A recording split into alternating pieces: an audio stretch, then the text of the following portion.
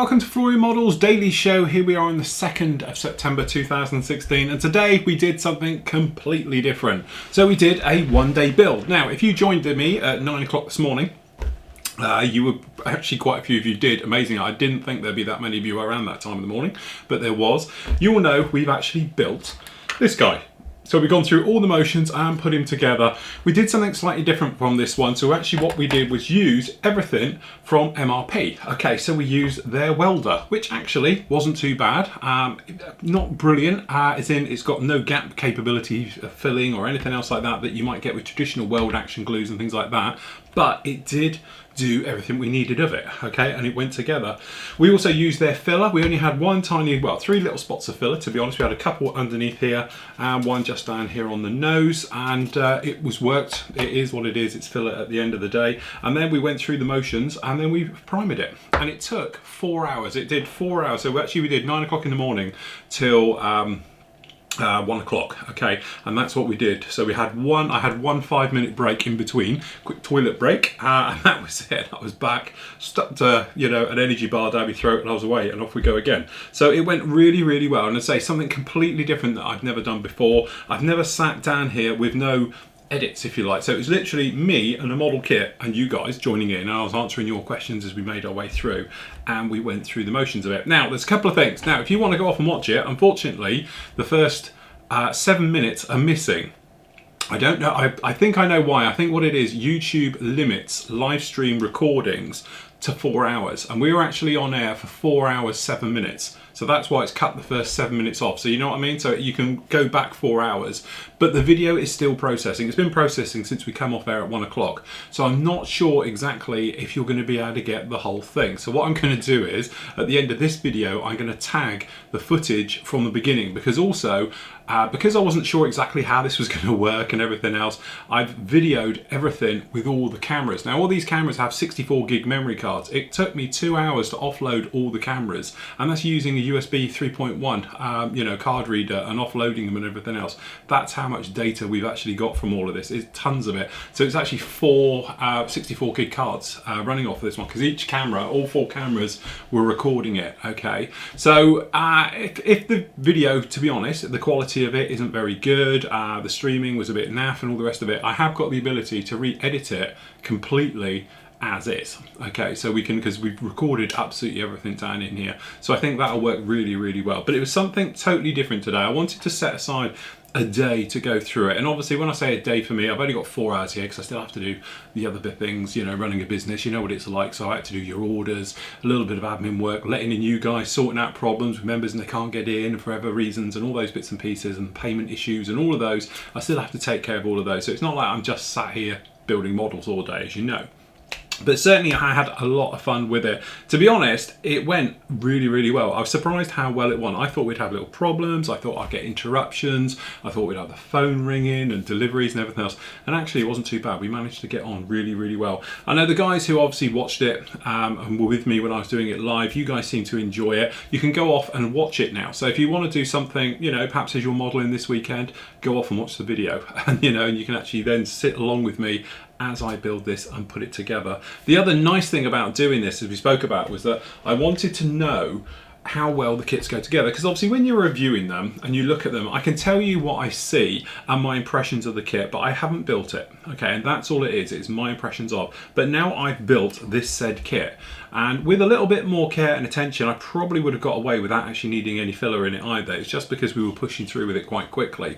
But that said, we didn't cut any corners, and this has come together to actually be a fantastic little kit. These are absolutely amazing. It went together with no problems whatsoever. There's no fit issues, nothing at all. Minimum amount of cleanup, certainly a minimum amount of primer, filler that we've actually put in this one. So it's been really well worth the time and effort to put in. What I want you to do, or hopefully you can do, is go off and watch it. Tell me what you think. Do you like the idea of it? I'm not planning on this replacing our super builds and everything we do, but it's quite nice to just grab a kit, chuck it together, and to get to this stage so I can say to you guys what the kit goes like. Now with this one, it is like a twofold system. The whole point of me putting this together is because I need to do a test of the MRP paints, you see. and I've got nothing to test it on. Let's face it, Buster, he's never going to go look any good with the amount of paint that he's got on him.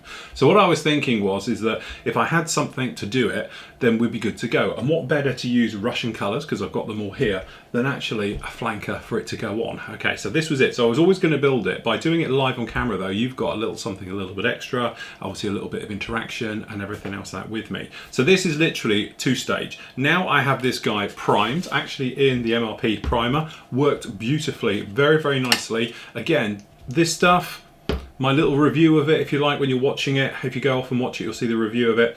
It's good stuff, don't get me wrong, but it's not going to get rid of any of your mistakes. It is a primer. It's not going to get rid of anything like, you know, perhaps a dodgy little gap, a little fingerprint. Some primers out there, you can go a little bit heavier, shall we say, and get rid of things. This is not going to do it. It's going to show you everything. But to be honest, everything is silky smooth, no problem at all. It's extremely thin. And when I say thin, it's like milk. So, you know, but it covers exceptionally well. Putting it down, I tried it really heavy, we tried it quite light, and it is beautifully silky smooth. There's no roughness, no, you know, anything at all on there. And there's no stuff coming off. It's all, there's no powder or anything else. It is on there and it's on there properly. So it is really nice stuff, but I don't know, I don't think it's going to replace my AK stuff. I do like the AK stuff because that's got a little bit of hiding stuff. You can get rid of a few little mistakes and things in there if you wanted to. This, it'll just show everything, okay? But for paint work, prep work, it's fantastic. It really, really is good. So got no problem with that one. Because of all this going on, I haven't actually managed to do a Friday show because of obviously sorting all of this out. But generally what we're going to do is obviously get back to that next week, and hopefully Flo would have made her way around. She's got a little bit stuck in the US at the moment. We really need to get her moving, guys. So if you have got Flo going to you, if you can do your bit with her and then photograph it, put up the little thing about it, and we can get her moved along, because she's taking far too long to go anywhere. And here we are in September, she's still in the US. I was hoping she'd be halfway across the Middle East by now, but there we go. So we are getting there, and then hopefully she'll be back in time for Telford, because that's the main thing. If not, she's going to have to come home early. Anyway, what I'm going to do, I'm going to leave you with the first 7 minutes. Now the reason for doing that is if it doesn't work, you haven't lost it, because you can still watch me do the first 7 minutes on this as we make through. And then next week what we're going to do is do the full on test. I'm going to spend a day, probably Tuesday to be honest, before the live show, spraying this stuff down, doing a detailed look exactly how this paint works, what it likes, what it doesn't like, and obviously my overall opinions of it. Is it the new paint? Is it the next best thing? We'll find out next week. So there we go, that's it from me. Thanks for watching today. Thanks for joining me along with this. Thank you to everybody who commented, said all the usual nice things and the bits and pieces. It's great to have the feedback. It's great to see your work as well, for the guys who posted up work for me to see and everything else like that. So if you haven't watched it, that's something for you to watch over the weekends, a 4-hour video for you. So what I'm going to do now is leave you with the first 7 minutes, and then you can carry on watching the rest of the video. So until next week, everybody, happy modelling and take care. Spray booth we can do a little bit later. Right, now the whole point of doing this particular one is threefold, I suppose, really. First of all, I love doing one-day builds. It's a great way of just throwing yourself into the hobby without having to overcomplicate and overthink anything. So, like for instance, down below, if I get myself all ready, okay, we have basic tools we're going to be using. That's all I'm going to use. I'm not going to be using anything else. So to be honest, we've got the skinny sander set just down there. So I've got the blue sponge, the black sponge, and we've got obviously the coarse skinny, we've got the blue skinny and the green skinny. All right, so that's it. That's all I'm going to use for sanding this thing. Knife, as I say, I don't use anything particularly flash or anything else, purely because I will kill myself with it. So I use a cheap disposable one, and I've got some of these Olfla, whatever they are, Japanese blades in there, which you can buy in a pack. Okay, so that's in that one, which is fantastic. Drill bit, because you always need a drill bit in these things for opening up holes. And as you know, sprue cutting scissors. So these are my orange ones. Okay, I've had these scissors, to be honest now, probably 15 years, and they still cut everything. Photo etch, plastic, you know, you name it, it does it, all right, and even paper. Okay, so it's really straightforward. So the whole point of it really is to make this a fun build. Okay, I'm not going to overcomplicate things. We're going to be building this thing straight out of the box, so we're not going to use any sort of special materials or anything else. We're going to use, obviously, basic paints, things like that for doing the cockpit and stuff like that. But really, this is just really a case of getting the whole thing together as a whole build, and then we're going to paint it. So depending on how we get on today, I was looking at it thinking it's not going to take that much to put this together, but what I'm thinking is by the end of today we'll have this thing in primer all ready for painting. Now the whole point of doing this a particular build that brought me to this is because of this stuff. Now this is the MRP paints. or Mr. Paints as some people are calling it, but it's actually MRP paints. Okay, I've got all the Russian colours. All right, I haven't used this stuff before. Everybody says it's brilliant and fantastic and all the rest of it, but the great people at MRP also sent me these two things as well. Oh, three things actually, which I didn't order. I did order, as you know, 150 euros worth of this stuff, but also we've got their Mr. Welder, okay, so, or MR Welder plastic cement. So I thought, well, look, we'll try it. So we'll try it on this. We've got their filler, which looks really weird, but we'll give it a whirl anyway if we need it. And we've got their surface primer. Now, I haven't used any of their paints before, so I needed a test bed to be able to do it on it. And what better to use than Trumpeter's newish, we have reviewed it, it is on the site, okay, 1/72 scale SU27 early type flanker. Now, the point of this kit is it's 1/72, it's still quite big, but it's not going to be like doing a 1/48 where we're going to have to spend hours and hours getting on with it. So I thought it'd be nice to show you about building a kit with just a handful of tools, couple of paints, and we put it together so we can actually review this kit properly to see if it does go together, any fit issues, anything we find with it. But the main part of this one will be is that we've got a kit ready to go to use the paints. So I'm not saying we'll be using the paints today. It might take us a little bit longer to actually get this together and to paint it, because obviously the main focus of this entire thing is using these paints to see how they spray, what air pressures, what they like, what they don't like, obviously distances and everything else like that. Okay, so this is the point of this build. So I'm loaded up with coffee. I've got cold drinks over there and everything else. So what I'm going to spend probably is the whole day working on this particular build, or that is the point. So I'm going to be streaming this in pretty large chunks, okay? So if you do, what I might do is we're going to stream this live till, I don't know, 10, 11 o'clock and hopefully get this in pretty much together. And then we might have a break because obviously I still have a job, theoretically, to do everything else. So we've still got orders to do here, various bits and pieces. So see this like a giant overkill vlog of the day and everything else like that, okay? So there we go. Right, so this is the kit, obviously, we've just spoken about what we're going to be working with. It's pretty nice. It's pretty new out. They've done a nice range of 1/72 scale kits as our Trumpeter in the last sort of, 12 months. So we've seen a beautiful different types of flankers come out, SU27s. We've also seen some beautiful MiG-29s come out as well. So they are very nice indeed. So in the box, we've got usual bit of instructions. Now, as I said, we have reviewed this kit, all right? So we have been through this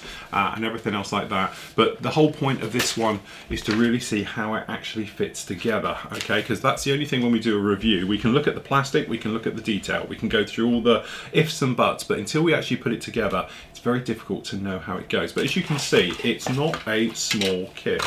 Okay, managed to get it all together. It is quite a large kit. So what we're going to do is we're just going to get out the bigger bits. Okay, so just go through these. We've only actually got a handful of screws for this. Okay, so we've got things down here. Looks like we get both different types of tails from this, so we're going to have to look at that one. Okay, but as you can see, if I move some of this out of the way, we've got the canopy, clear parts, we've got some weapons and some pylons, and obviously we've got loads of decals and various bits and pieces, which is all fair enough. So we're just going to stick these out so we can see round. Okay, generally detailing the cockpit, as we said before, is non-existent in here. So the thing is, what we're going to have to use is the decals to actually decal it up. But we have got cockpit colours and various things to go in here. But actually, you have to say the kit detail is very, very nice. And being a flanker, it is quite a large lump. Indeed, it's not something small, okay? So really, that's the thing. So with me, I tend to pop around first using the scissors, and we just hack away at this guy. Cool, you tell I'm out of practice. All my scissors are really going blunt. It's quite a chunky fit there to it. So when you're cutting with scissors, you do it different to using snips. If you're using snips, you come across them like this, okay? If you're using scissors, you would go along it. The thing is, you can get a lot closer with scissors than you can with snips, or I do anyway, so that's why I tend to use them, okay? So we just cut those off, and we're just going to clean these up with a medium stick. So the medium one for Flory model stuff is the blue, so because you've got a coarse and a medium in one. So we're just going to sand out those points, and we're generally going to check around the kit to make sure we haven't got any areas we need to take care of. So we're looking down, looking right the way over it all, no problem at all. A couple of little things you can spot which are quite interesting to look at is we've got down here, you've actually got a shiny area and then a dull area. So it looks like it's like an afterthought down here, and it may be the differences between the types of kit, the old ones and the new ones and things like that. So yeah, very nice indeed. Okay, so we've got a couple of those. We have got a couple of little ejector areas. Okay, this is where it's actually injected into this mold, because technically it's in like this, it gets pushed out. These are the ejection points coming into the kit, so those need to be sanded out, so we'll take those out. Okay, so we're laying it flat, medium stick, not a fine one, and all we're doing is not pushing down at all. All you're doing with this one is just running it over the top, because we don't want to take any detail out, we don't want to. And what we're looking for, I don't know if you can see it in there, it's sort of shiny around the outside. There we go, you see, and then getting flat around it where we're sanding it away. We want it all to go flat, but by not pushing at all, we're not going to cause too much damage. And there we go, that's a medium sanding stick, and as you can see, it's hardly done any damage at all. And then what we're going to do, we're just going to come in with a skinny sponge. Again, not pushing, just over the top, and then we can use the black side on the polisher side, and we can just polish a little bit out, which will give you like a satin finish. That takes that one out, and we'll do the others. And it's good habit to do this before you get on with your build, because it's so much easier, because the plastic's flat now. I can sand this. If it is in a wing and all the rest of it, you'd have to sort of work all of that out, but as soon as it starts to go, you can take it out. You see, minimal damage. We're not scratching the hell out of it. You can actually come in with a fine sander, and actually we've made very, very little damage on there. And the same on here on the spine. A little bit tricky to get in here, but good thing about a skinny, it just pops in the area where you need it. Okay, and I like to just pop round and, to be honest, take care of these little imperfections before we do anything else, because I tend to forget, if I'm honest. We'll get into the build and I'll be then getting into paint and you're thinking, oh god, I've got to take care of them now. I wish I'd done it earlier. Okay, so there we go, that takes care of that one.